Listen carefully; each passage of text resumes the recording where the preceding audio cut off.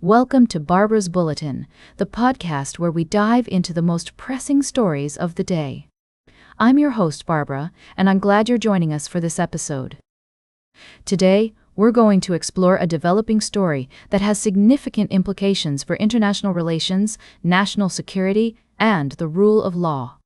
We're talking about the recent military strikes on suspected drug boats in the Caribbean, authorized by President Trump. The president has stated that these actions are necessary to protect American citizens from the flow of illicit drugs into the country.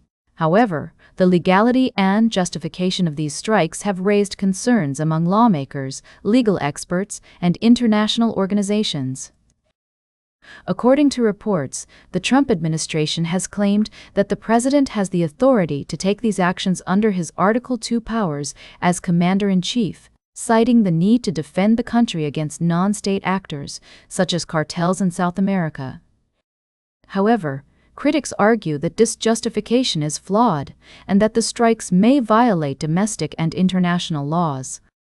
Colombian President Gustavo Petro has accused the U.S. of murder, claiming that some of the strikes have killed Colombian citizens. The United Nations has also weighed in, with a group of independent experts stating that the use of lethal force in international waters without proper legal basis amounts to extrajudicial executions. As we examine this story, it's essential to consider multiple perspectives and evaluate the evidence. We'll be discussing the potential consequences of these actions, including the impact on regional stability, the rule of law, and the relationship between the U.S. and its allies in the region.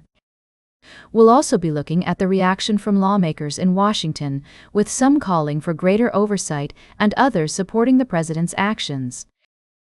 Senator Rand Paul has expressed concerns about the precedent set by these strikes, arguing that they could lead to a shoot first, ask questions later approach.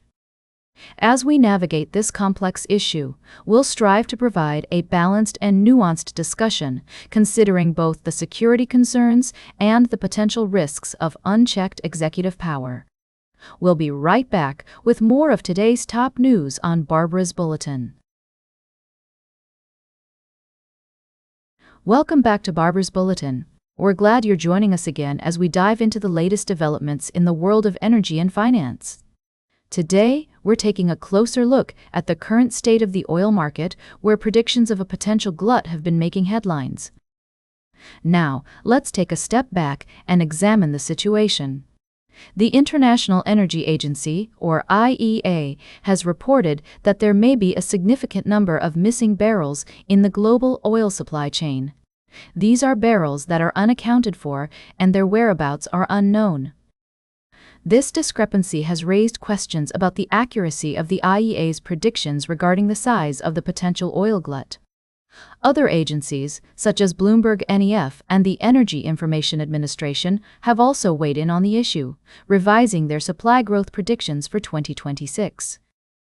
Some analysts are warning of an oversupply of up to 3.3 million barrels per day, while others argue that the market is simply experiencing a period of oversupply, but not necessarily a glut. It's worth noting that oil prices have actually ticked higher in recent days, despite the predictions of a glut. This could be due to a number of factors, including concerns about supply security from Russia and the potential impact of U.S. pressure on Asian oil buyers. As we navigate this complex landscape, it's essential to remain fair and balanced in our analysis. We must consider multiple perspectives and avoid jumping to conclusions based on incomplete or inaccurate information. The truth is, the oil market is inherently unpredictable, and forecasts are just that, forecasts. So, what does this mean for investors and consumers? It means that we need to stay vigilant and keep a close eye on developments in the oil market. We must be prepared for potential fluctuations in prices and adjust our strategies accordingly. As we move forward, it's crucial to remember that the oil market is influenced by a wide range of factors, from geopolitics to economic trends. By staying informed and up-to-date on the latest news and analysis, we can make more informed decisions and navigate this complex landscape with confidence. Stay tuned for our final story of the day, right here on Barbara's Bulletin. Welcome back to Barbara's Bulletin. We're closing out today's show with a look at some concerning developments in Dublin, Ireland. Reports have been emerging of violent attacks on migrant centres, prompting fears of copycat violence. Now, I want to emphasize that these incidents are not only unacceptable, but also pose a significant threat to community safety and social cohesion. According to eyewitnesses and Garda sources, a group of young males, some of whom were reportedly children, carried out an attack on a property housing international protection applicants in Dublin 8. The incident involved missiles being thrown at windows, fires being set, and fireworks being launched. Thankfully, no serious injuries have been reported, but the damage to property and the emotional toll on residents are still being assessed.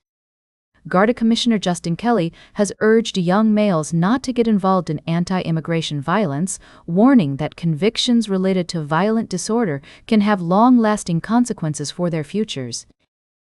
It's a message that resonates with many, as we've seen in the past how such actions can lead to serious repercussions for those involved. Now, I want to take a step back and look at the broader context here. These incidents are not happening in a vacuum. They're part of a larger conversation about immigration, community integration, and social responsibility. It's essential that we approach this topic with empathy, understanding, and a commitment to finding solutions that work for everyone. As we wrap up today's segment, I want to encourage all our listeners to engage in respectful and informed discussions about these issues. Let's focus on building bridges, not walls. Let's prioritize community safety, social cohesion, and the well-being of all individuals, regardless of their background or immigration status. That's all for today's Barbara's Bulletin. Remember to like, share, and subscribe, and until next time, stay engaged.